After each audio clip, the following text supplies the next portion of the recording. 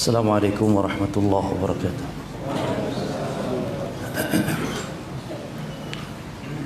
Innal hamdalillah nahmaduhu wa nasta'inuhu wa nastaghfiruh wa na'udzu billahi min shururi anfusina wa min sayyiati a'malina may yahdihillahu fala mudilla lahu wa may yudlil fala hadiya lahu wa asyhadu an la ilaha illallah wahdahu la syarika lahu wa asyhadu anna Muhammadan 'abduhu wa rasuluh sallallahu alaihi wa ala alihi wa ashabihi wa tabi'in wa man tabi'ahum bi ihsanin ila yaumiddin wa sallama tasliman katsira amma ba'd.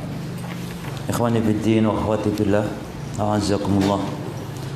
Melanjutkan membaca kitab Min Usul Aqidati Ahli Sunnah wal Jamaah karya Syekh Dr. Shalih bin Fauzan bin Abdullah Al-Fauzan hafizahullah ta'ala, kitab yang berisikan tentang 9 prinsip dasar akidah ahli sunnah wal jamaah yang wajib diimani oleh setiap muslim dan muslimah. Di 9 dasar ini kita masih di pembahasan dasar yang pertama atau pokok yang pertama, yaitu iman kepada rukun iman yang 6 ya. Dan pembahasan kita di iman kepada kitab-kitabnya Allah di halaman berapa ya kawan? Nah, di halaman 19 ya, yang kitabnya warna kuning. Taib. Tsumma qala al-muallif hafizahullah wal imanu bil kutubi. Ini sudah ya. Wal imanu bil, tinggal yang berikutnya pembahasan bagaimana konsep ahli sunnah wal jamaah terhadap Al-Quran, keimanan ahli sunnah wal jamaah terhadap Al-Quran. Setelah sebelumnya dibahas iman kepada semua kitab-kitab yang Allah turunkan. Nah, baru sekarang pembahasan yang lebih spesifik lagi, yaitu bagaimana mengimani Al-Quran. Berkata mu'allif hafizahullah, wa yu'minu ahlu sunnati wal jamaah, dan ahlu sunnah wal jamaah beriman bi anna al-Qur'an, bahwasanya Al-Qur'an kalamullah, adalah kalamullah. Perhatikan ya kawan, Al-Qur'an kalamullah dalam apapun bentuknya. Mau ditulis di kertas, maka yang tertulis itu kalamullah. Mau ditulis di tembok, maka yang di tembok itu kalamullah. Mau dihafal di dada manusia, maka yang dihafal itu kalamullah. Mau yang dibaca, maka yang dibaca kalamullah. Yang kertasnya, temboknya, mulutnya, suaranya makhluk, ya. Tapi kalau yang dibacanya dia kalamullah, bukan makhluk. Ya. Maka kata mu'allif di sini, kalamullah munazzalun ghairu makhluqin. Ya. Bahwasanya Al-Qur'an kalamullah munazzalun, yang diturunkan, ghairu makhluqin, dan Al-Qur'an itu bukan makhluk. Kenapa harus ada perkataan ghairu makhluqin? Karena ahli bid'ah dari kalangan orang-orang Mu'tazilah dan orang-orang Jahmiyah itu mereka menyatakan Quran itu makhluk, bukan kalamullah.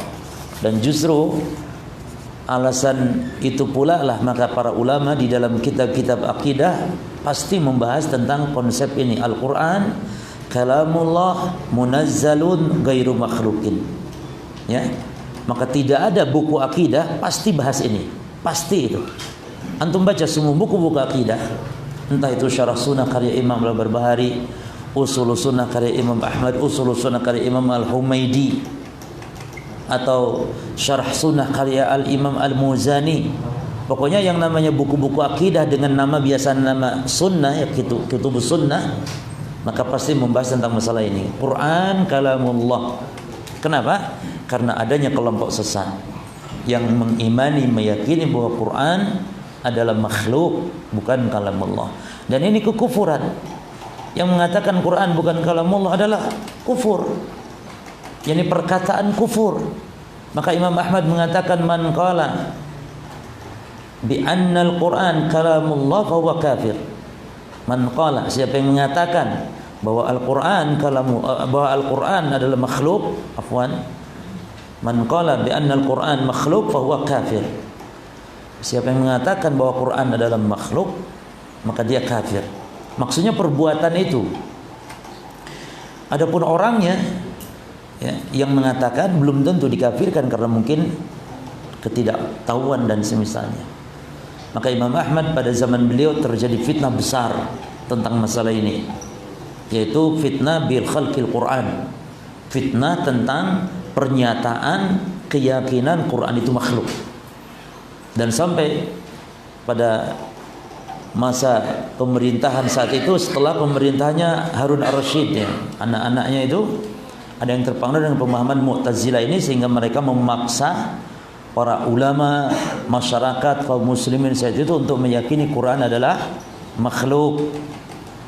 Ya, banyak para ulama yang mendapatkan fitnah, disiksa, bahkan dibunuh karena tidak mau menyatakan Quran adalah makhluk. Sampai Imam Ahmad sendiri dipenjara, disiksa karena sebab mempertahankan akidah Al-Quran adalah kalamullah. Karena ini jelas kekufuran, jemaah. Bagaimana dikatakan Al-Quran itu makhluk sementara dia adalah sifat, ini kalamullah, sifat Allah Subhanahu wa ta'ala. Nah, pembicaraan Quran kalamullah ini adalah pembicaraan tentang, pokoknya itu tentang masalah pembicaraan sifat kalam bagi Allah sebenarnya. Ya. Maka ketika para ulama membahas tentang sifat-sifat Allah, sifat kalam bagi Allah, dibahas pula tentang di antara kalamullah itu adalah ya Al-Quran. Ya. Sampai para ulama itu terkena fitnah, jemaah. Ada yang saking ingin menyelamatkan nyawa saat itu, ada ulama yang menyatakan kalimat kekufuran itu dengan alasan terpaksa, karena dibunuh kalau tidak. Sehingga banyak ulama, diantaranya Ali Al-Madini, gurunya Bukhari, itu juga yang termasuk menyatakan secara sharih, terang-terangan Quran adalah makhluk dengan alasan terpaksa karena mau dibunuh oleh penguasa pada zaman itu. Ya. Di antaranya Al-Mu'tasim Billah di zaman Imam Ahmad itu, seorang khalifah yang terpengaruh dengan paham Mu'tazilah ini, memenjarakan banyak ulama. Ada lagi ulama yang mencari selamat dengan cara mengatakan perkataan yang intinya bersiasat, bertauriyah, ya. Artinya dia menyatakan seolah-olah itu adalah jawaban bagi yang diinginkan oleh yang bertanya, namun pada hakikatnya dia bukan itu yang dimaksud. Ketika ulama ditanya, kamu Misalnya kamu menyatakan Quran makhluk atau bukan makhluk? Al-Quran makhluk atau bukan makhluk? Kalau ngomong bukan makhluk, yakni kalamullah, maka langsung dibunuh. Kalau mengatakan Quran makhluk, maka selamat.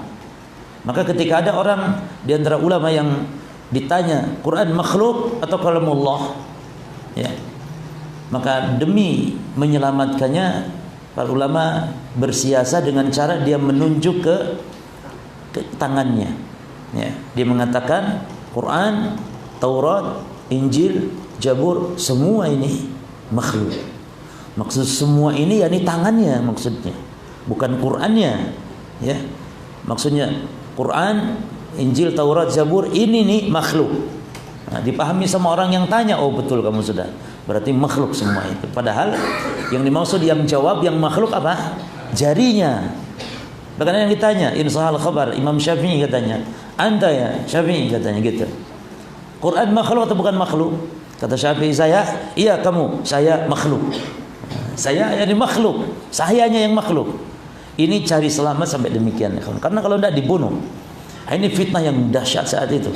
Oleh karena itu Imam Ahmad bin Hanbal dijuluki dengan Imam Ahli Sunnah dengan sebab pembelaannya kepada akidah Ahli Sunnah tentang masalah fitnah bi khalqil Quran ini pada zaman Al-Mu'tasim billah.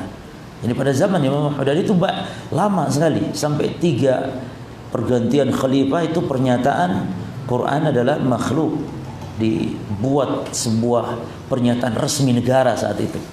Ya. Tapi oleh karena itu setiap buku-buku akidah pasti membahas masalah itu. Adapun kalau menurut ahli sunnah, konsep Quran itu adalah Al-Quran, ini menurut ahli sunnah ya. Kalau menurut ahli bid'ah seperti Mu'tazilah, ya Quran makhluk sudah. Enggak ada kompromi, harga mati bagi mereka ya. Quran makhluk, harga mati. Menurut ahli sunnah apa kalau gitu? Al-Quran, perhatikan, kalamullah. Satu. Yang kedua, munazzalun.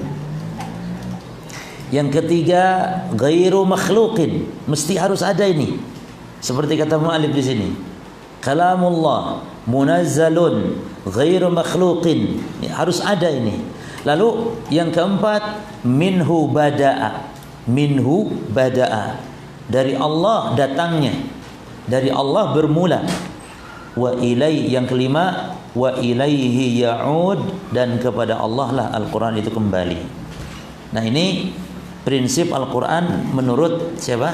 Ahli sunnah wal jamaah. Adapun dalil, ikhwan, dalil bahwa Al-Quran adalah kalamullah, yang pertama di surat At-Taubah ayat 6. Ini dalil Al-Quran kalamullah. Surat mana? Taubah ayat 6. Allah mengatakan, wa in ahadun minal musyrikina istajaraka fa'ajirhu hatta yasma'a kalam Allah. Ada mu'alif juga menyebutkan di sini. Dan jika salah seorang dari orang musyrik itu istajaraka, minta dilindungi, minta suaka, minta perlindungan orang kafir kepada kalian, kata Allah, maka fa'ajirhu, beri dia suaka, beri dia perlindungan, hatta yasma'a kalam Allah, sehingga mereka nanti mendengar apa? Kalamullah. Apa maksudnya mendengar kalamullah? Apakah mendengar Allah ngomong gitu? La, mendengar yakni Quran dibacakan sehingga dia mendapat petunjuk, mendapat hidayah, masuk Islam. Sebagaimana yang terjadi pada sahabat Sumamah bin Asal, ya, Sumamah bin Asal, Sumamah bin Asal atau bin Usal.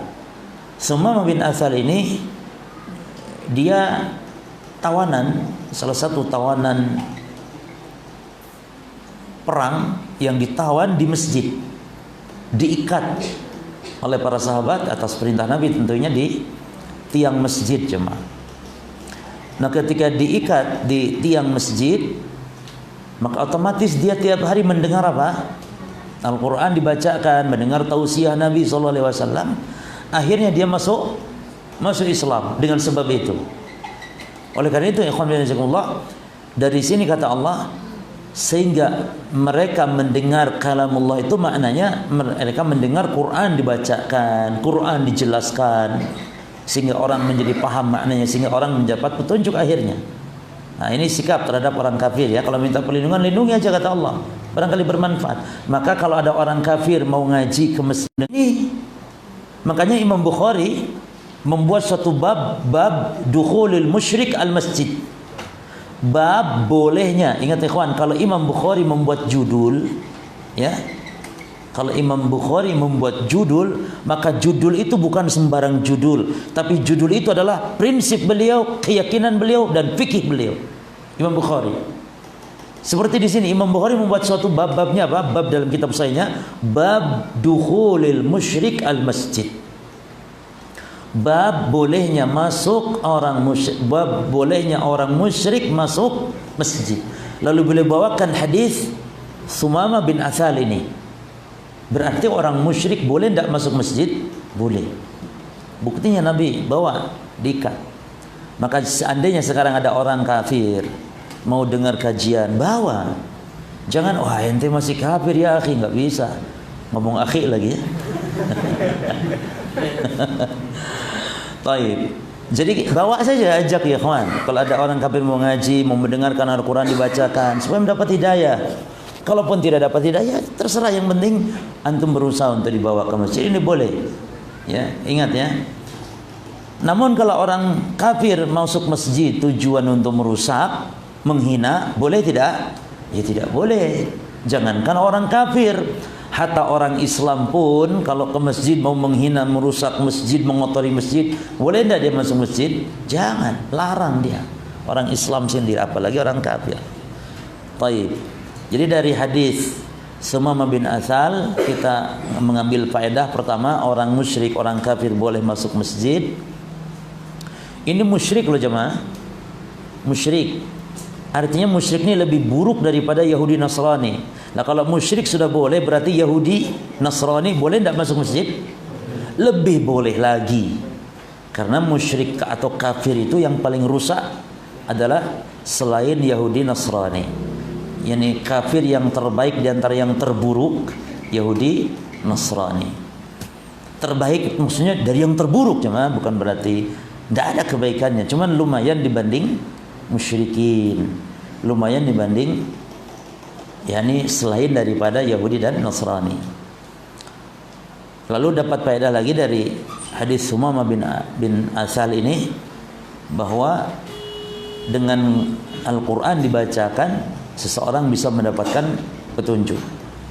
Nah, lalu mungkin ada orang yang berdalil, bukankah orang musyrik najis? Sebagaimana kata Allah, innal musyrikina najas, sungguhnya orang musyrik najis. Maka jawabannya, ikhwan bin jazakumullah, yang dimaksud najis oleh Al-Quran itu najis maksudnya najis secara maknawi, bukan secara hakiki. Dohirnya enggak. Kalau dohirnya jasad orang musyrik itu suci, jasadnya ya, orang musyrik suci. Artinya ketika kita bersentuhan dengan orang musyrik tidak perlu kita cuci tangan kita. Nah ini kelirunya dulu ada aliran, ada golongan di Indonesia ini yang berasal dari Kediri, yang kalau dia jemur pakaian lalu antum ambil jemurannya itu, nanti dia cuci lagi katanya. Kenapa? Karena antum najis, bukan golongannya, tidak baiat kepada imamnya. Ya, kabarnya sekarang sudah tidak lagi menajiskan, cuman tetap mengkafirkan, tapi najisnya sudah tidak. Ya alhamdulillah kan, lama-lama barangkali ya. Kalau antum sholat di masjidnya dulu ini konon dipel lagi tuh. Ya, sekarang enggak, wallahu alam. Ana belum nyoba lagi ya, sholat di masjid mereka. Baik. Kemudian dalil yang lain banyak dalam Quran, misalnya di dalam surat Al-Baqarah 75. Allah Ta'ala mengatakan, afatatma'una an yu'minu lakum wa qad kana fariqum minhum yasma'una kalam Allah. Apakah Muhammad, kalian masih mengharapkan mereka beriman? Ya, sementara sebagian mereka itu sudah mendengar kalam Allah. Apa maksud kalam Allah di sini? Apakah mendengar Allah itu ngomong, bicara, berfirman? Tidak. Maksudnya mendengar kalam Allah, mendengar kitab, mendengar Al-Quran dibacakan, mendengar Taurat. Jadi semuanya, Taurat, Injil, Al-Quran itu semuanya kalamullah. Tentu Taurat, Injil pada masa yang masih asli, ya. Demikian pula surat Al-Fatih ayat 15, Allah berfirman, yuriduna an yubaddilu kalamullah. Mereka, ya, orang-orang kafir, orang-orang Yahudi itu berkeinginan, berkehendak untuk yubaddilu, merubah kalamullah, merubah kalamullah. Merubah apa maksudnya kalamullah? Merubah ayat-ayat suci Al-Quran, merubah yakni firman Allah Subhanahu wa taala, ya. Dan banyak dalil-dalil yang menunjukkan bahwa Al-Quran kalamullah. Contoh yang lain di surat Naml ayat 76, ini lafadznya menggunakan Al-Quran. Inna hadzal Quran, perhatikan ya kawan, segi pendalilannya ya. Inna hadzal Qur'ana yaqussu ala Bani Israel. Sesungguhnya Quran ini yaqussu. Apa yaqussu? Mengkisahkan, ya, menjelaskan kepada Bani Israel. Sekarang Al-Quran menjelaskan. Maksudnya apa? Apa Al-Quran bisa ngomong, gitu kan? Maka yang dimaksud dengan yaqussu di sini, yang menjelaskan di sini, siapa yang dimaksud? Allah berfirman gitu di dalam Al-Quran. Di dalam Al-Quran. Berarti Al-Quran mengisahkan, menjelaskan di sini maknanya Al-Quran itu kalamnya Allah Subhanahu wa taala. Jadi dalil yang menunjukkan Al-Quran kalamullah adalah Al-Quran yaqussu ala Bani Israel. Al-Quran mengkisahkan, menjelaskan kepada Bani Israel, ya. Maka di sini jelas dalilnya Al-Quran kalam siapa? Kalamullah. Misalnya Anda ngomong sekarang atau Anda membaca Al-Quran, ya, misalnya Alhamdulillahi Rabbil Alamin. Baik. Suara Anda ini makhluk, suara Anda ya, makhluk atau kalamullah, suara Ananya tadi makhluk. Suara Anda makhluk. Baik. Yang Anda baca makhluk atau kalamullah? Yang Anda baca kalamullah.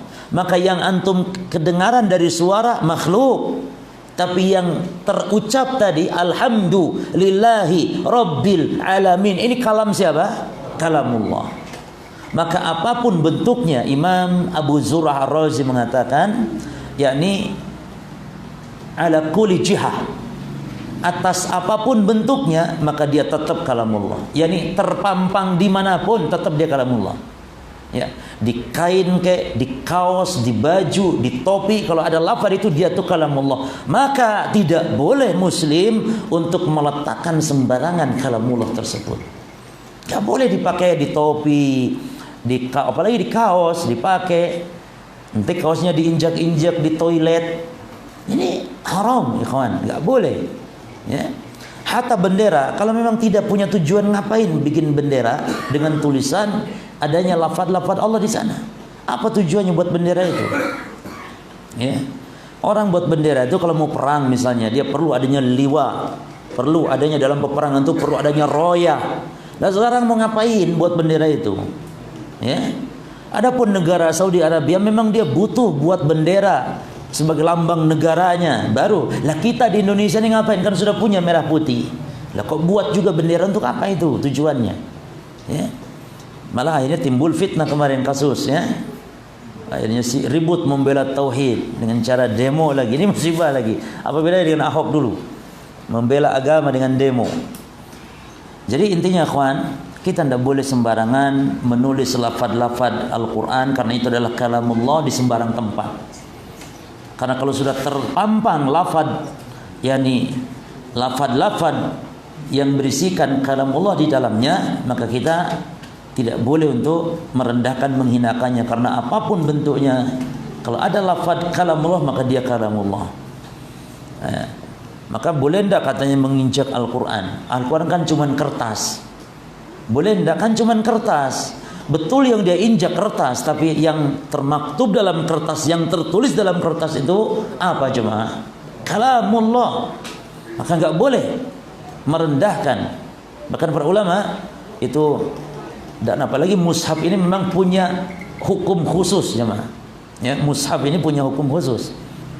Sampai-sampai menyentuhnya harus berwudu dalam keadaan suci. Karena mushaf memiliki hukum khusus.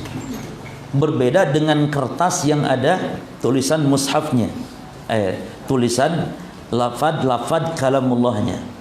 Sehingga para ulama mengatakan yang namanya Quran terjemahan itu beda hukumnya dengan mushaf Al-Quran. Kalau mushaf itu harus berwudu. Kalau Quran terjemahan yang ada bahasa-bahasa lainnya yang di luar Al-Quran, maka sudah tidak dianggap lagi mushaf. Mungkin ada bahasa Cina, ada huruf Jepang, ada huruf Urdu yang meringkal-meringkal kayak cacing, ada yang huruf Cinanya. Nah itu sudah bukan mushaf lagi hukumnya. Ini boleh tanpa wudu pun. Ya.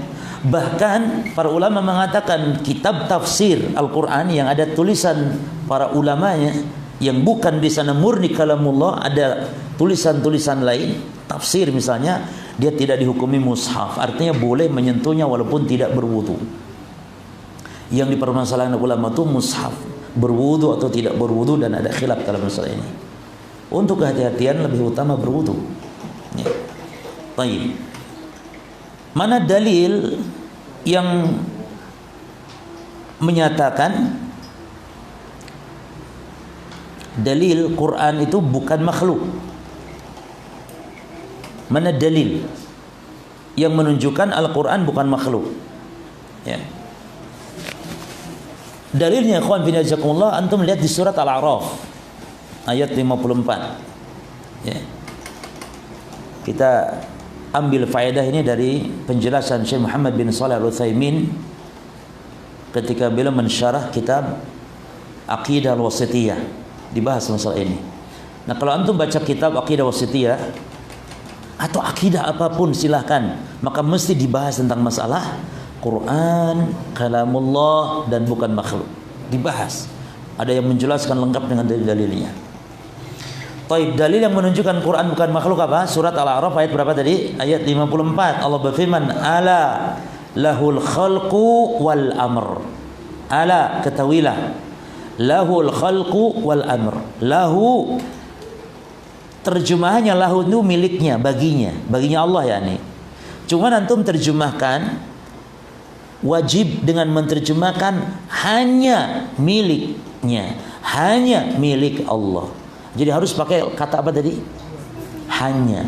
Kenapa ya kawan? Karena dalam kaidah bahasa Arab, ketika objek didahulukan, yang harusnya kan diakhirkan objek itu, tapi ketika didahulukan, maka kaidahnya setiap yang harusnya diakhirkan tapi didahulukan, maka ini memiliki faedah pengkhususan. Hanya. Contoh iyyaka na'budu, harusnya kan na'budu iyyaka atau na'buduka wa nasta'inuka. Harusnya kan gitu susunannya. Tapi kok didahulukan, nyeleneh gitu. Enggak dari biasanya. Iya, karena ingin menunjukkan sesuatu yang khusus. Apa itu? Al-hasr, pembatasan, pengkhususan. Yani hanya kepada Engkau ya Allah kami beribadah, wa iyyaka, dan hanya kepada Engkau nasta'in, kami meminta pertolongan. Sama halnya ini. Kan harusnya ala lahul khalq wal amr itu adalah ala al khalq wal amru lahu. Ketahuilah yang namanya al khalq dan amr adalah milik Allah. Tapi ketika milik Allahnya didahulukan, menjadi apa terjemahannya? Hanya milik Allah lah al khalq wal amr. Mana sisi pendalilan dari ayat ini bahwa Quran bukan makhluk? Allah mengatakan al-khalqu dengan al-amr dipisah tidak? Dipisah tidak di sini? Dipisah, ada wawu apalagi? Wawu atop ini kaidah asalnya yang namanya wawu atop seperti ini, dan dalam bahasa Arab artinya itu memiliki fungsi untuk membedakan antara yang digandengkan. Ja Muhammad wa Ali, datang Muhammad wa dan Ali. Ini yang datang apakah sama? Muhammad ya Ali, Ali ya Muhammad? Ja'a Muhammadun wa Aliyun. Ja'a Muhammad. Datang Muhammad dan Ali. Pertanyaannya, ada dannya kan? Pertanyaannya, apakah yang datang itu Muhammad dan juga Ali itu sama-sama orangnya? Beda.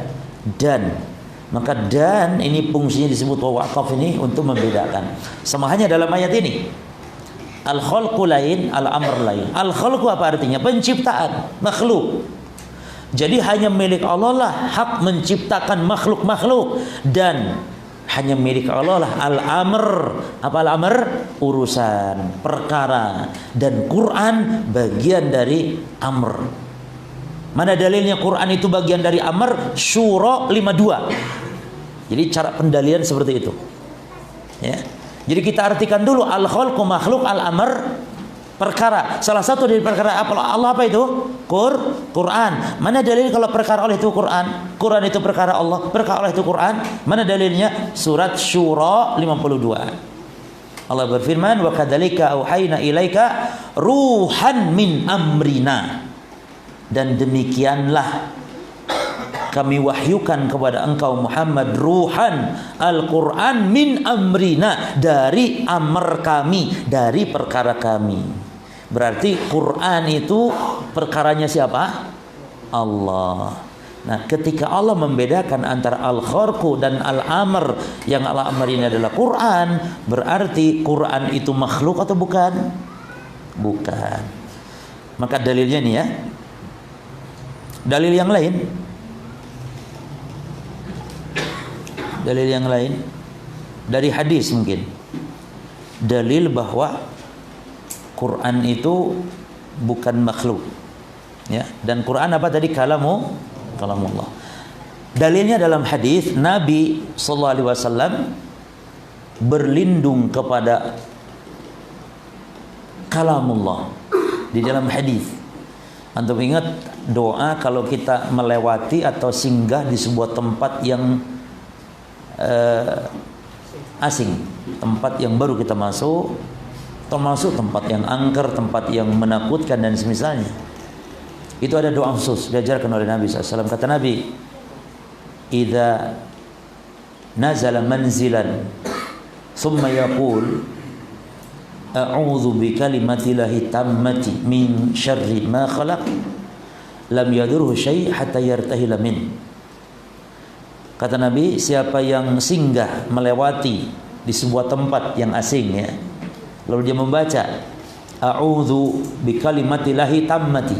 Perhatikan lafaz a'udzu, aku berlindung bikalimatillahi tamma, dengan kalimah Allah, dengan kalamullah. Nabi berlindung dengan apa ini? Kalamullah.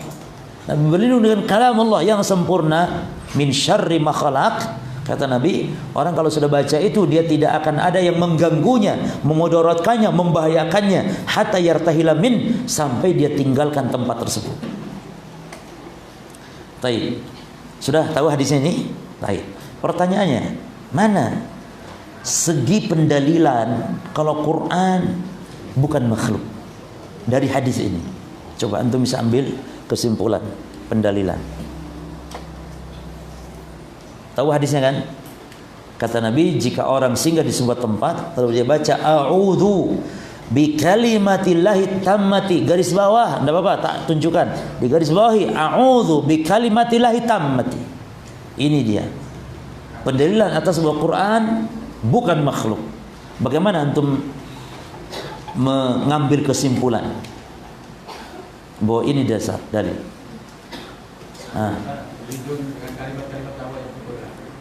Taib, dalil yang menunjukkan Quran bukan makhluk, gitu loh.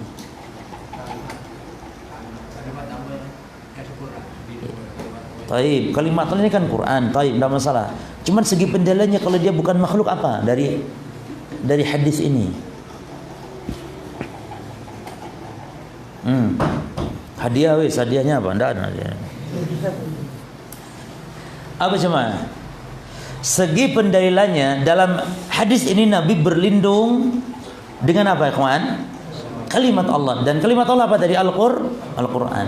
Bagaimana segi pendalilannya? Kalau Quran itu makhluk, maka mustahil Mustahil Rasulullah minta perlindungan atau berlindung dengan makhluk. Jelas kan? Mustahil. Berarti Rasul berbuat syirik kalau kalamullah itu makhluk.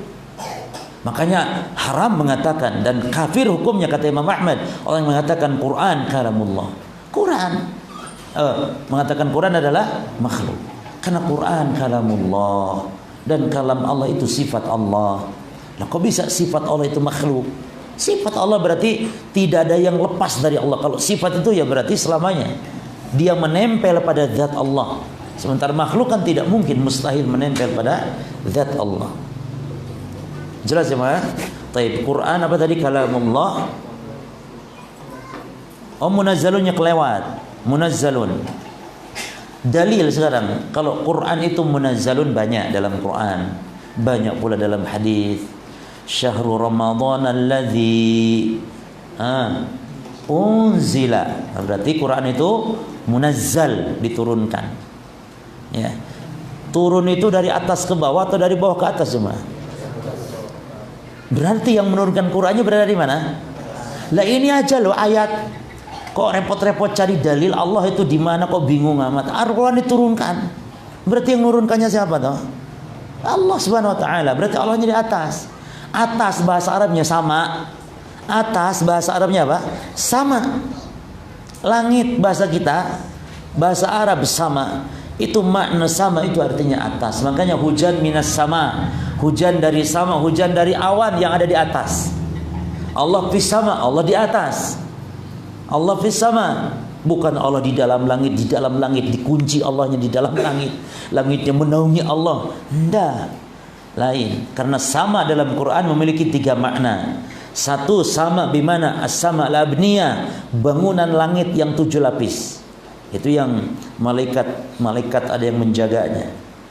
Yang kedua, sama bimana as-sahab, awan, seperti firman Allah turun hujan minas sama. Makna sama apa di sini? Sahab, awan. Yang ketiga, as-sama bermakna al-ulu. Sama maknanya atas. Allah fis sama berarti Allah di atas. Juga dalam surah apa Al-Quran yang diturunkan? Coba antum mencari dalil yang lain bahwa Quran diturunkan munazzal. Dari Quran dulu. Apa contohnya? Yang ada unzila, yang ada anzalna, yang ada pokoknya nazala gitu. Apa lagi? Inna nahnu nazzalna dzikra. Nah, cukup. Nazzalna. Terus yang lain. Udin coba Inna. Iya, apa lagi? Teruskan. Inna anzal. Naam, ahsantum. Inna anzalnahu fi lailatul qadr. Ada lagi? Banyak di surat Dukhan juga ya.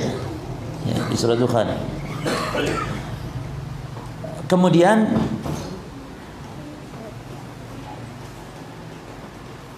apalagi dalam surat Al-Isra juga ada, ikhwan, ayat 106. Wa Qur'anan faraqnahu litaqra'ahu 'alan nasi 'ala muqsin wa nazzalnahu tanzila. Nah, itu munazzal. Nah, lalu apa lagi? Al-Quran kalamullah, munazzalun sudah, ghairu makhluqin sudah. Apa lagi tadi? Minhu bada'a. Nah, ini prinsip Ahlussunnah tentang Quran. Apa makna Quran itu minhu bada'a? Makna minhu bada'a, dari Allah Quran itu bermula, yakni annallaha takallam bih ibtidaan. Yani Quran itu yang berfirmannya pertama kali adalah Allah. Maka darinya disandarkan Al-Quran. Minhu bada, dari Allah. Ya. Adapun di dalam Quran terkadang disebutkan bahwa Quran itu perkataan siapa? Disebutkan Quran itu perkataan Jibril. Quran disebutkan pula terkadang perkataan Muhammad. Maka bukan berarti yang memulai berkata itu Jibril atau Muhammad, bukan. Karena Jibril hanya penyampai, Muhammad juga hanya penyampai. Tapi yang pertama kali berkata siapa? Allah. Maka terkadang penyandaran Quran dalam Quran disandarkan kepada tiga. Yang pertama, Quran disandarkan kepada Allah dengan kalamullah. Ya, contohnya di dalam surat-surat tadi Al-Quran. Surat apa diantaranya? Quran itu kalamullah. Surat At-Taubah ayat 6. Hatta yasma'a kalam Allah. Berarti di poin ini Quran disandarkan kepada Allah. Yang maknanya bahwa Al-Quran dari Allah bermula, Allah lah yang pertama kali berfirman. Terkadang yang kedua, Al-Quran disandarkan kepada Jibril. Maka ini cara antum memahami hal seperti ini. Jadi jangan sampai nanti timbul syubhat. Karena memang berarti ayat-ayat semacam ini bagi sebagian orang ini ayat yang mutasyabih, bingung. Loh, Quran katanya perkataan Jibril. Sehingga banyak orang yang tersesat, terkeliru tentang Quran ini perkataan siapa. Seperti Asy'ariyah. Asy'ariyah itu sampai ada yang bingung kepada tiga golongan. Ada yang mengatakan Quran itu bukan kalamullah, tapi dia perkataan Jibril. Ada lagi perkataan Muhammad, karena bingung dengan ayat-ayat yang ada ini. Contoh sekarang ikhwan, di surah Al-Haqqah ayat 40 sampai 41 Allah berfirman tentang penyandaran Quran itu kepada malaikat Jibril. Awas, jangan dipahami bahwa Al-Quran buatan Jibril, bukan. Perhatikan kata Allah, innahu laqaulu rasulin karim. Apa kata Allah? Bahwasanya Quran itu adalah benar-benar perkataannya Rasul yang mulia. Siapa Rasul yang mulia di sini? Rasulin karim. Siapa di sini? Jibril. Jibril. Ya, Jibril. Oh, afwan. Di surah At-Takwir, ya. Di surah At-Takwir ayat 19 sampai 20 di surah At-Takwir. Allah berfirman tadi, innahu laqaulu rasulin karim. Perkataan siapa Rasul di sini maksudnya mananya? Hah? Siapa? Antum tahu kalau diteruskan ayatnya. Dzi quwwatin, dzi quwwatin 'inda dzil 'arsy makin. Nah, baru tahu siapa Rasul mulia di sini. Innahu laqaulu rasulin karim dzi quwwatin 'inda dzil 'arsy makin. Sesungguhnya Quran benar-benar perkataan Rasul yang mulia, yang memiliki kekuatan di sisi Allah, yang memiliki arash. Ya. Siapa berarti? Jibril. Berarti Quran dalam ayat ini disandarkan kepada Jibril. Contoh yang ketiga, idhafatuhu ila Muhammad. Contoh, Quran disandarkan kepada Muhammad. Seperti di surah Al-Haqqah baru nih, ayat 41, ayat 40, 41, dua ayat. Innahu laqauli rasulin karim wa ma huwa biqauli syair. Sesungguhnya Quran benar-benar perkataan Rasul yang mulia, dan dia bukanlah perkataan para penyair. Siapa yang dimaksud Rasul mulia dalam surat ini? Awas, tadi sama mirip dengan Jibril juga lafadznya. Tapi yang dimaksud di sini siapa? Rasul Muhammad sallallahu alaihi wasallam. Ya. Kenapa? Perhatikan jawabannya. Kenapa Quran disandarkan kepada Jibril, disandarkan kepada Muhammad? Ya. Maka jawabannya karena mereka berdua adalah muballigh. Karena mereka muballigh yang menyampaikan. Maka kadang-kadang sesuatu itu disandarkan kepada yang menyampaikannya. Tapi bukan berarti Quran buatan Jibril, buatan Muhammad, bukan. Tapi Quran minhu bada, darinya, dari Allah bermula. Taib. Terus apa lagi? Hah? Oh, apalagi adzan teman-teman ya.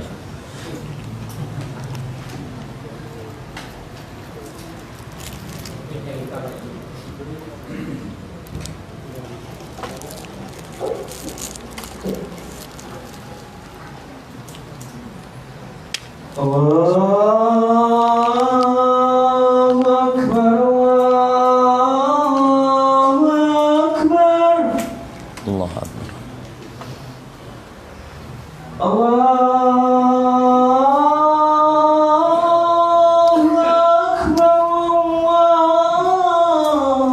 Allahu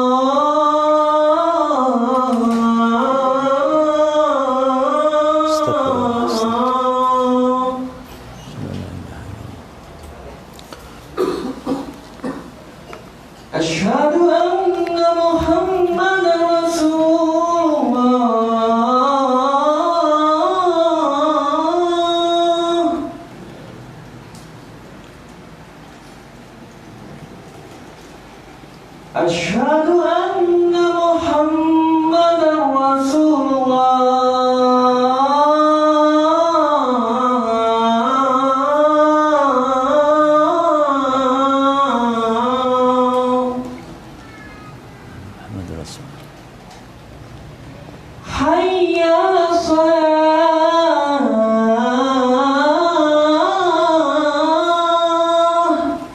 La haula wala quwwata illa billah. Hayya 'alas salah.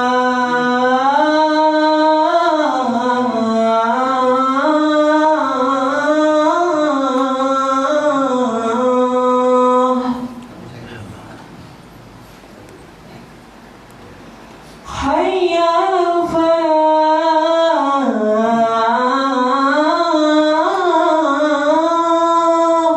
La haula wala quwwata.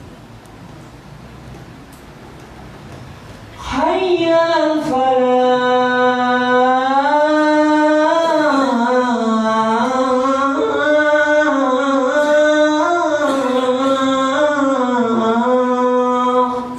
Haula wala quwwata. Allahu Akbar, Allahu Akbar. Allahu akbar, Allahu akbar. La ilaha illallah. Allahumma shalli ala Muhammad salli ta'ala. Allahumma wala. Allahumma Bismillah, alhamdulillah, wassalatu wassalamu ala rasulillah wa ala alihi wa ashabihi wa man walah, amma ba'd. Akhwani fiddin wa akhwati fillah, a'azzakumullah. Kemudian poin berikutnya dalam prinsip Ahlussunnah terhadap Al-Quran, bahwa Al-Quran itu apa?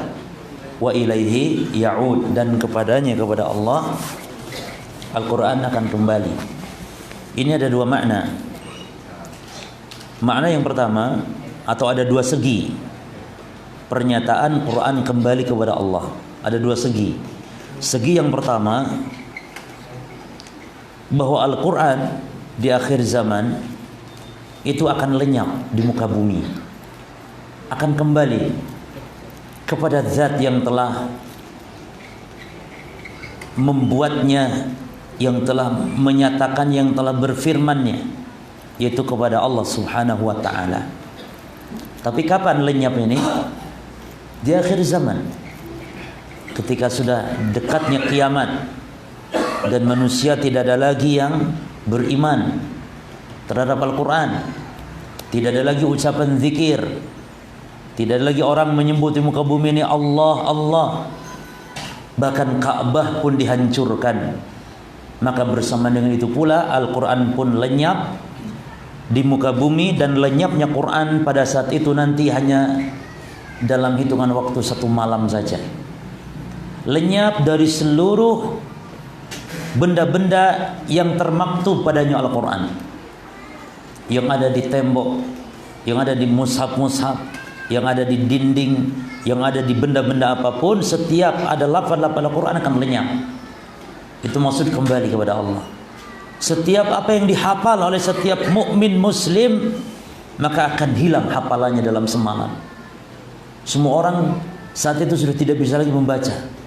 Yang sebelumnya dihafal Al-Fatihah, hafal surat-surat Al-Quran, tidak ada lagi. Lenyap, ditarik oleh Allah. Seolah ditarik dari peredarannya. Sudah habis masanya, karena akan kiamat terjadi. Ini yang pertama. Sebagaimana kata Nabi SAW, yusra alaihi fi lailatin, ya, akan sirna, ditarik Al-Quran pada 1 malam. Fayusbihun nasu laisa baina aydihim Qur'anun, sehingga manusia di pagi harinya dalam keadaan tidak ada pada mereka sedikit pun Al-Quran. La fi sudurihim, tidak pada dada-dada mereka, yakni pada hafalan mereka. Wala fi masahifihim, dan tidak pula di mushaf-mushaf mereka. Yarfa'ullahu azza wa jal, Allah mengangkatnya kembali kepada keharibaannya Allah Subhanahu wa ta'ala. Ini makna yang pertama, ya. Makna yang kedua atau segi yang kedua, makna Al-Quran itu ilaihi ya'ud, kembali kepada Allah. Maknanya bukan lenyap begitu, bukan. Maknanya yakni ya'udu ilallahi wasfan, Yani kembali kepada Allah itu maksudnya dari segi pensifatan, bahwa Al-Quran milik siapa awalnya? Milik Allah. Allah yang berfirman, maka kembali kepada siapa? Kepada pemiliknya, yaitu Allah Subhanahu wa ta'ala. Berarti minhu bada wa ilaihi ya'ud. Darinya bermula dan kembali akan kepadanya. Betul demikian? Sebagaimana kita, inna lillahi wa inna ilaihi raji'un. Kita bermula dari Allah, ini Allah yang menciptakan kita, maka kita pun nanti akan kembali kepada Allah. Ini makna yang kedua. Jadi makna yang kedua ini kembali kepada Allah, Al-Quran ini secara sifat, ya. Nah, dan kedua-dua makna ini, ikhwan fillah jazakumullah, adalah benar adanya. Ini dua tafsiran ini benar, ya. Baik, sebelumnya kita baca, selesaikan dulu perkataan Syekh Fauzan di sini. Mana kata beliau? Siapa yang bisa baca? Nah, siapa yang bisa baca? Angkat tangan, baca keras, yang keras, lalu terjemahkan. Salah tidak apa-apa, tidak akan dihukum, tidak akan di. Ayo baca. Teruskan. Wa yu'minu ahlus sunnati wal jamaati bi anna al-Qur'ana kalamullah munazzalun ghairu makhluqin. Teruskan. Apa bacanya? Huruf. Nah, kan bisa. Coba baca. Hurufuhu wa ma'anihi. Jadi Quran itu bukan makhluk, huruf-hurufnya bukan makhluk dia. Huruf-hurufnya kalamullah. Wa ma'anihi, dan makna-maknanya. Khilafan lil jahmiyati wal mu'tazilati. Khilafan, berbeda, lil jahmiyati wal mu'tazilah, berbeda dengan Jahmiyah dan Mu'tazilah, di mana al-qailina mereka mengatakan siapa? Bi annal Qur'ana, yakni Jahmiyah dan Mu'tazilah mengatakan bi annal Qur'ana, bahwasanya Al-Qur'an itu apa? Makhlukun kulluhu. Makhlukun kulluhu. Hurufuhu, makhluk semuanya.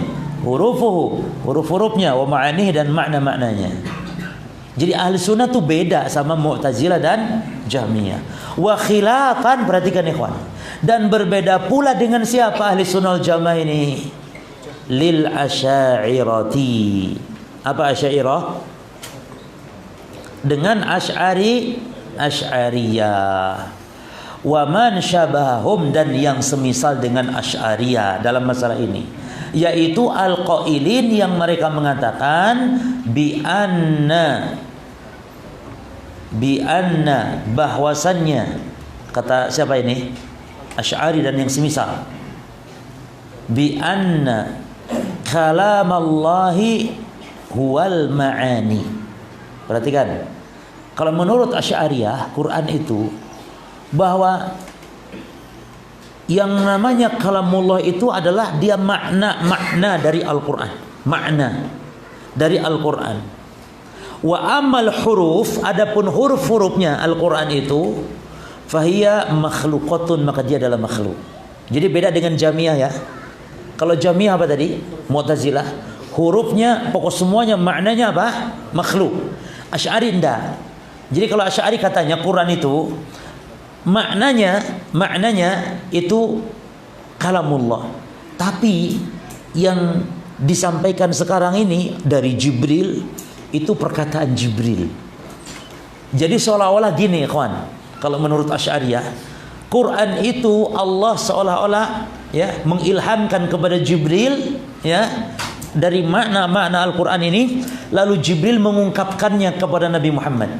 Nabi Muhammad menyampaikan kepada kita. Jadi hakikatnya yang kita baca ini bukan kalamullah, tapi apa? Perkataan. Nah, ada beberapa golongan sekte mereka. Ada sebagian mengatakan perkataan Jibril, ada perkataannya Muhammad, ada yang bingung. Ini Asy'ariyah dalam konsep Quran. Dan Asy'ari, ikhwan, siapa yang maksud Asy'ari ini? Siapa yang dimaksud?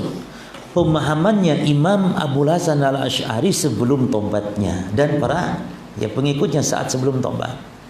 Dan sekarang yang aneh bin ajaib, Imam Abul Hasannya sudah tobat, tapi pengikutnya tidak mengikuti imamnya.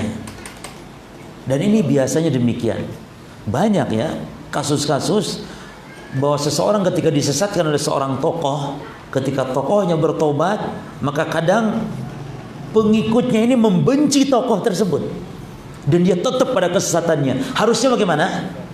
Harusnya tunduk, ikut juga. Ya, harusnya. Tapi ini tidak banyak yang ya. Dan banyak ngaku mazhab Syafi'i tapi amalia banyak menyelisihi apa yang disampaikan Imam Syafi'i. Karena Imam Syafi'i itu kan dua mazhab. Imam Syafi'i itu. Pertama, mazhab beliau itu ketika beliau berada di Baghdad, dan ketika beliau berada di Mesir berubah banyak fatwa-fatwa beliau yang beliau revisi. Maka istilahnya ada qaul jadid, ada qaul qadim. Qaul qadim saat Imam Syafi'i berada di mana? Di Baghdad. Dan ketika berpindah ke Mesir, banyak fatwa-fatwa beliau yang beliau revisi, yang beliau anggap keliru, berubah, ya, dirubahnya dengan diistilahkan dengan qaul jadid. Jadi ada dua periode. Maka kita ikut Syafi'i yang mana sekarang? Jangan-jangan kita Syafi'i yang sudah yang edisi Baghdad, ya, yang banyak menyelisih. Nah, jadi itu yang dimaksud Asy'ari. Asy'ari itu adalah akidah yang dianut oleh Imam Abu Hasan Al-Asy'ari sebelum tobat beliau. Sebelum tobat beliau, dan pemahamannya dinamakan Asy'ariyah. Jamaknya disebut Asy'ariyah. Asy'ariyah atau Asy'ariyah. Kemudian apa tadi? Wa amal huruf hiya makhluqah. Ya. Baik, wa kilal qaulain, dan masing-masing dua perkataan ini batilun. Apa batilun? Apa batilun? Ya batil, rusak, ngawur gitu ya. Batil. Ini bahasa Indonesia kan? Batil. Batilun. Perkataan siapa masing-masing dua ini maksudnya? Jahmiyah Mu'tazilah di satu sisi dan Asy'ariyah dan yang semisal di sisi yang lain. Taib. Berarti kelompok yang menyimpang dalam konsep Quran, pertama Mu'tazilah, ya, mengatakan Quran adalah makhluk. Ya. Yang kedua, atau siapa lagi? Jahmiyah. Lalu yang kedua siapa? Atau yang di pihak lain Asy'ariyah. Bahwa yang kalam hanya maknanya saja. Adapun lafaz dan huruf bukanlah kalam Allah. Antum kenal namanya Abul Ma'ali Al-Juwaini. Beliau ini seorang imam besar dalam Islam. Namun dia tersesat pengikut paham ahlul kalam, yang termasuk juga mengikuti akidahnya Asy'ariyah. Abul Ma'ali Al-Juwaini mengatakan bahwa ini termasuk di antara sekte Asy'ari juga ya, cuman ini salah satu tokoh yang lain itu agak berbeda. Kalau menurut Abul Ma'ali Al-Juwaini katanya yang kalamullah itu adalah hurufnya saja. Hurufnya saja baru dia kalamullah katanya. Jadi dalam sekte Asy'ari pun banyak yang beberapa macam, cuman secara umum seperti itu. Kalau menurut Asy'ariyah. Adapun yang paling gentle, memang Asy'ari itu selalu dia mengambil jalan tengah, seolah ingin seolah ingin bersikap adil, namun malah sesat juga gitu. Asy'ari ini gentle mana? Gentle Jahmiyah. Jahmiyah sifat Allah tidak ada, asma Allah tidak ada, gentle. Kalau Asy'ari tidak ada sifat Allah, tapi yang masuk akal saja. Apa? 7 sifat saja. Yang lain ditakwil saja, karena nggak sesuai akal juga kalau di hakikinya. Jadi tidak sejentel, makanya disebut oleh para ulama Asy'ari itu muhannatsnya, yakni bancinya dari ahlil kalam. Jadi bancinya ahlil kalam itu Asy'ariyah. Yang gentlenya ahlil kalam siapa? Jahmiyah, gentle dia. Allah tidak ada. Jadi gentle gitu, berani. Ya berani sesat ya berarti ya. Ya. Baik. Kalamullah Al-Qur'an makhluk, gentle dia. Contohnya ikhwan, yang aneh dari Asy'ari juga gini. Allah apa katanya bisa dilihat atau tidak di hari kiamat? Kalau Jahmiyah, Mu'tazilah, gentle dia. Allah di hari kiamat nggak bisa dilihat. Mana dasarnya? Quran mengatakan, fa innaka lan tarani, kamu nggak bisa lihat aku selamanya, kata Allah kepada Nabi Musa. Gentle ini. Lalu kalau antum tanya Asy'ariyah bagaimana Allah bisa dilihat tidak ada di kiamat? Dia bilang apa? Bisa dilihat, namun dia kan bingung. Dia kan berkeyakinan tidak menetapkan Allah di atas. Gak mau mereka, sehingga bingung. Allah bisa dilihat, kata mereka, namun tidak pada suatu arah. Tidak di atas, tidak di kiri, tidak di kanan, tidak di bawah. Tapi Allah bisa dilihat. Di mana? Tidak pada sebuah arah. Akhirnya bingung kan? Makanya betul kata ulama, dia muhannatsnya, banci daripada ahlul kalam. Jadi berusaha ingin sok bijak adil namun nyeleneh. Quran makhluk bukan makhluk, gentle ini. Quran makhluk, gentle sudah. Asy'ari ditanya Quran, ya yang makhluk yang kalamullah maknanya saja. Adapun yang ini huruf-hurufnya apanya ya, maka sisanya selainnya dia makhluk. Kalimat-kalimatnya makhluk. Ya, karena perkataan Jibril atau perkataan Muhammad. Ini musibah. Ya. Baik. Terus apa kata Syekh Fauzan Habibullah? Qala ta'ala, Allah Ta'ala berfirman, yakni dalil bahwa Quran adalah makhluk, Quran adalah kalamullah. Itu surat apa ini, ikhwan? At-Taubah ayat 6. Wa in ahadun minal musyrikina istajaraka, harusnya bacanya disambung ya. Minal musyrikina istajaraka fa'ajiru hatta yasma'a kalamallah.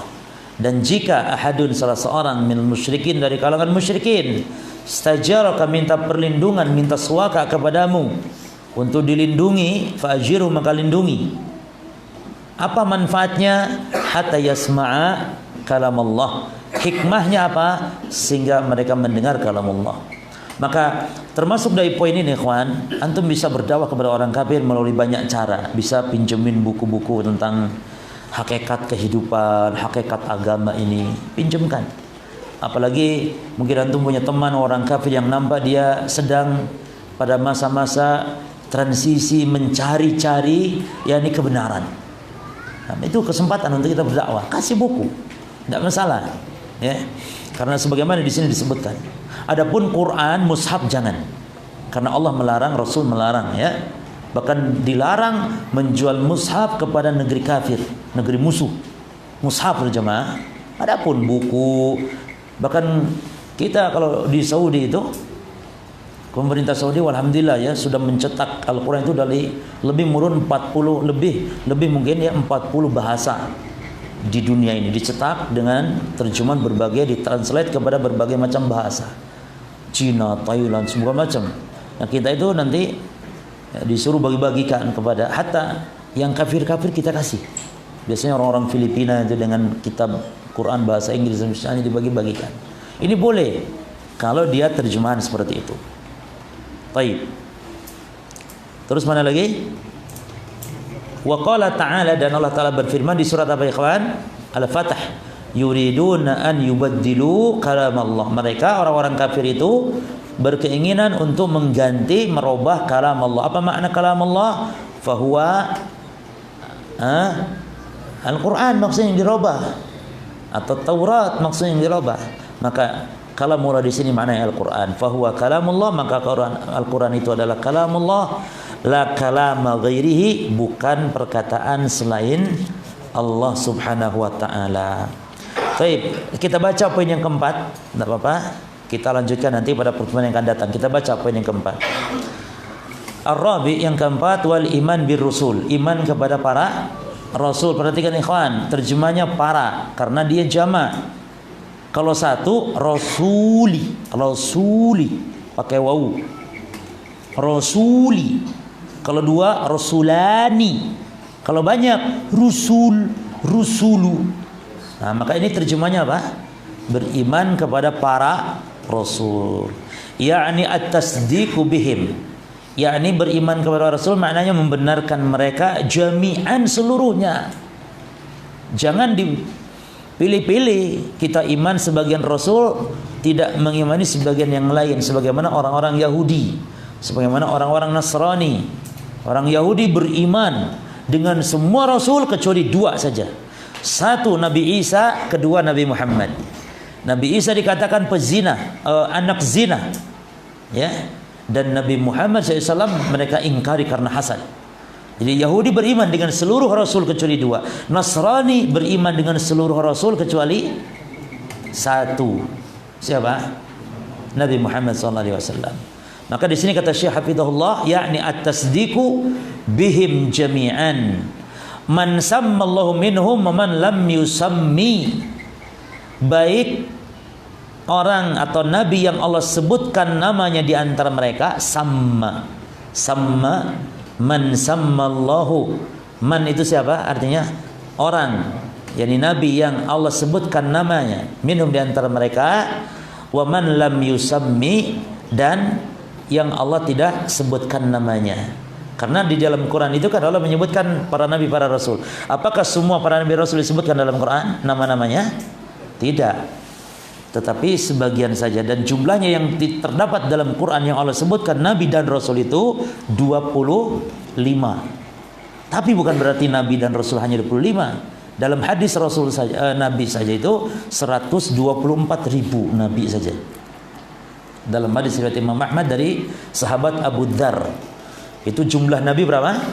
124.000.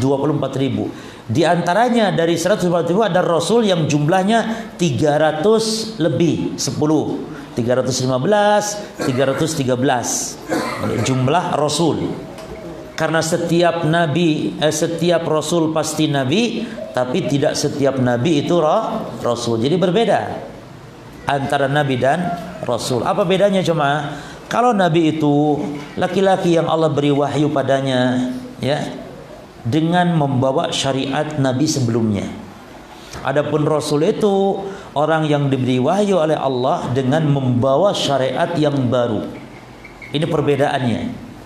Dan nabi berdakwah hanya kepada orang, ya, yang telah beriman. Adapun rasul berdakwah kepada orang-orang yang kafir. Ini diantara perbedaan. Namun yang paling menonjol perbedaan nabi dan rasul, kalau nabi membawa syariat sebelumnya, contoh nabi itu Sulaiman misalnya, jemaah. Sulaiman pakai syariatnya siapa? Syariatnya Musa. Demikian pula nabi bapaknya Sulaiman. Nabi Sulaiman siapa? Nabi Daud. Ya. Maka mereka menggunakan syariat nabi sebelumnya karena Sulaiman nabi bukan rasul. Adapun Isa membawa syariat baru. Muhammad rasul membawa syariat baru. Taib. Min awalihim ila akhirihim, dari yang pertama dari kalangan mereka sampai yang paling akhir dari kalangan mereka, dari awalnya sampai yang akhir. Wa akhiruhum wa khatamuhum nabiyyuna Muhammadun. Perhatikan antum harokatnya. Antum harokati. Mengharokati Arab gundul itu ikhwan, cukup akhirnya saja. Mengharokati Arab gundul cukup apanya? Akhirnya saja.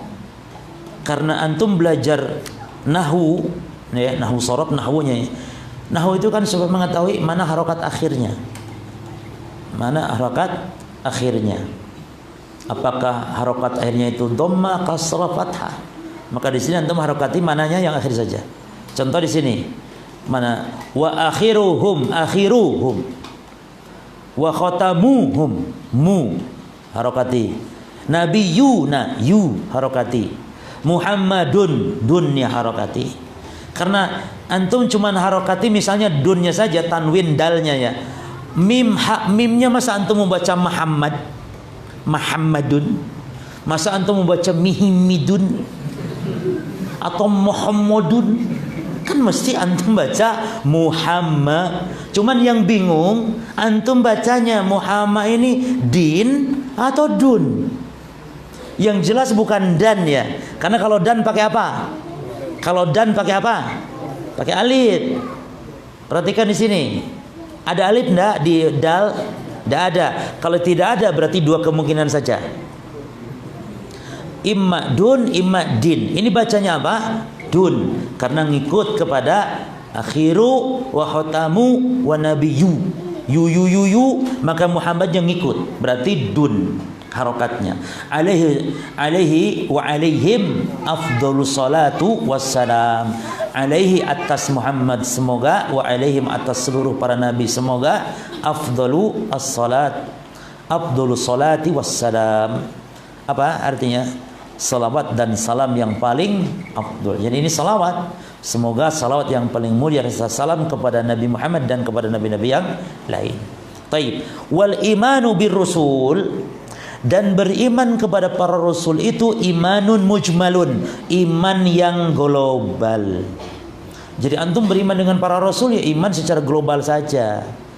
Ya. Iman secara global itu gini, kawan, yang penting antum percaya ada nabi rasul bernama ini, diberi kitab ini. Sudah, itu saja. Yang berdakwah kepada kaumnya, itu saja. Tidak ada antum kewajiban untuk sampai detail, sampai antum mengamalkan ajarannya. Tidak ada. Ini beriman kepada para rasul. Adapun kepada Nabi Muhammad, ini antum punya keimanan yang plus. Tidak boleh mujmal, tapi harus rinci. Bukan sekedar iman Nabi Muhammad itu Nabi, bukan sekedar iman Nabi Muhammad itu Rasul, bukan sekedar iman Nabi Muhammad berdakwah membawa Al-Quran, tapi harus detail lebih dari itu. Maka kata Syekh Fauzan hafizahullah, wal iman bir rusul imanun mujmalun. Iman kepada para rasul adalah iman yang global. Wal iman, adapun iman binabiyina. Nah ini Muhammadnya dun apa din? Binabiyina. Din, karena ngikut kepada Nabi. Kalau antum baca binabi yi, bukan Nabi yu tadi. Kalau ini yi berarti Muhammad din. Sementara iman terhadap Nabi kita Muhammad sallallahu alaihi wasallam adalah imanun mufassal. Iman yang apa mufassal? Mufassalun, rinci. Maksud rinci itu ya bukan sekedar mengimani bila Rasul, bukan. Kalau itu imannya kepada para Rasul selain Muhammad. Iman kepada kita Nabi Musa misalnya. Adapun kepada Muhammad rinci, ya. Lalu selain rinci apa lagi? Wa'tiqadun, ya. Dan beriman kepada Nabi Muhammad itu adalah wa'tiqadu annahu, dan meyakini. Berarti ini kawan, bahwasanya Nabi Muhammad adalah khatamur rusuli. Apa khatam? Taib. Khatam artinya yang paling. Kan antum sering mengkhatamkan, yakni mengakhirkan, ya, sampai selesai. Maka Nabi Muhammad itu Nabi yang paling khatam, yang paling akhir, yang paling selesai, ya. Yang paling akhir di antara para rusul, ya. Fala nabiyya ba'dahu, maka tidak ada nabi ba'dahu setelah beliau, ya. Wa man lam ya'taqid, maka siapa yang tidak meyakini, berakidah zalika seperti itu kepada Nabi Muhammad, yakni tidak meyakini Nabi Muhammad Nabi terakhir, maka fahuwa kafirun, maka dia hukumnya kafir. Berarti Ahmadiyah yang mengatakan ada seorang nabi setelah Nabi Muhammad, yaitu Mirza Ghulam Ahmad yang berasal dari India. Maka Nabi kalau dari India, antum terbayang bagaimana bahasanya. Ye mehe kahane hece ya. Dari India ya kawan. Maka apa akidahnya Ahmadiyah? Kafir. Cukup dengan meyakini Mirza Ghulam Ahmad sebagai Nabi, dia kafir. Ana rasa cukup ya kawan, dan nanti akan kita bahas pertemuan yang akan datang bahwa iman kepada para rasul itu mencakup iman kepada 4 perkara. Akan kita bahas pada pertemuan yang akan datang. Mudah-mudahan bermanfaat dan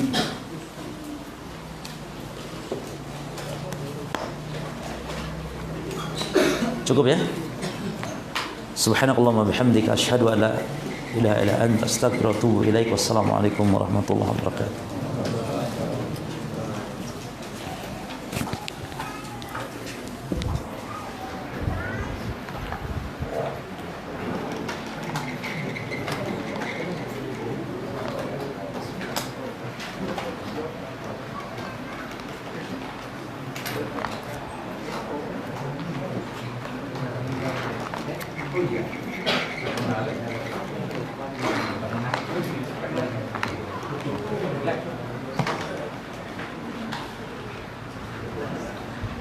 Si tanda ya, kalau